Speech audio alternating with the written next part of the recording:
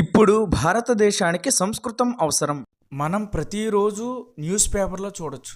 ఎవరో ఒకరు ఏదో ఒక చోట చదువుకున్నవాడైనా చదువులేనివాడైనా ఏదో రకంగా మోసపోతున్నాడు. కేవలం ఈ సైబర్ నేరాల వల్ల ప్రతిరోజు ఒక సైబర్ నేరం జరుగుతుంది. దీనికి కారణం అధునాతన టెక్నాలజీ కావచ్చు, మనలో ఉండేటువంటి అజ్ఞానం కావచ్చు, ఏదైనా సరే నష్టం జరుగుతుంది. ఇప్పుడు కొత్తగా వచ్చినటువంటి ఇంకొక అంశం ఏంటంటే డిజిటల్ అరెస్ట్.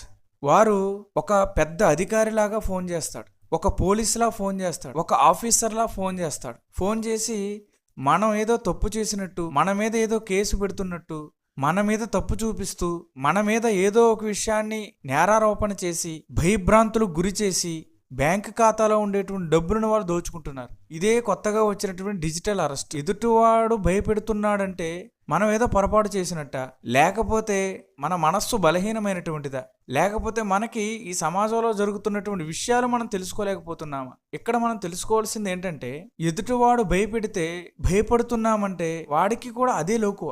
ఎవడ మనస్సు ధైర్యంగా ఉంటుంది? జ్ఞానంతో కూడుకున్న వాడి యొక్క మనస్సు ధైర్యంగా ఉంటుంది. ఎక్కడా కూడా భయానికి అనేటువంటిది చోటు ఇవ్వడు. మోసపోకుండా అడ్డుకట్ట వేస్తాడు. మన సంస్కృతి కోసం మన ఛానల్ని సబ్స్క్రైబ్ చేసుకోండి. ఇది చాలా చాలా ముఖ్యమైనటువంటి అంశం. ఎందుకంటే హితోపదేశం చదవడం వల్ల లోకంలో జరిగేటువంటి అంశాలను గురించి వాడు తెలుసుకోగలుగుతాడు. మనుషుల యొక్క మాయా మాటలు ఎట్లా ఉంటాయి, ఎలా మోసపోతున్నారు అనేటువంటిది కూడా వాడు గ్రహించగలుగుతాడు. ఎందుకంటే ఇది చదువుకున్న వాళ్ళకి కొద్దో గొప్ప తెలుస్తుంది, కానీ చదువుకోలేనటువంటి వాడికి మాత్రం ఇవేమీ తెలియవు. పాపం వాడు ఉదయాన్నే లేచి కష్టపడి ఓ రూపాయి సంపాదించుకొని 3 పూట్లా తింటాడు, మళ్ళీ ఉదయాన్నే లేచి పనికి వెళతాడు. అటువంటి వాళ్ళని కూడా మోసం చేస్తున్నారు ఈ రోజుల్లో. కాబట్టి నష్టం ఎవరికైనా నష్టమే. ఆ నష్టాన్ని తట్టుకోవడం మాత్రం కష్టం. ఎవరికి కష్టం? ప్రతి సామాన్య మానవుడికి, మధ్యతరగతి వాడికి కష్టం.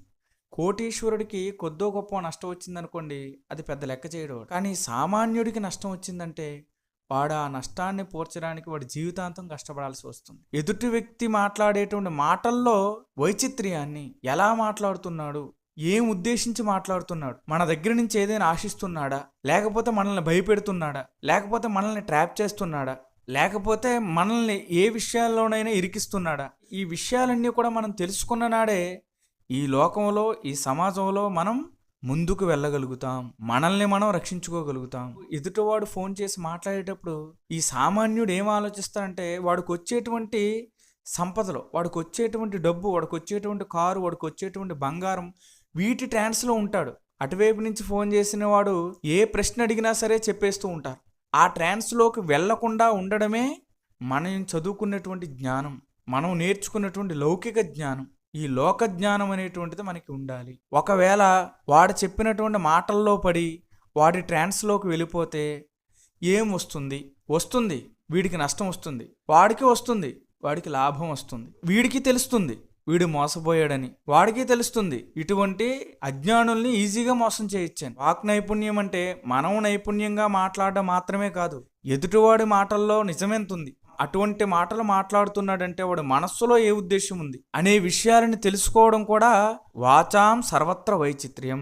ఈ మాటల్లో చిత్ర విచిత్రమైనటువంటి అంశాలు మనం గ్రహించాలి.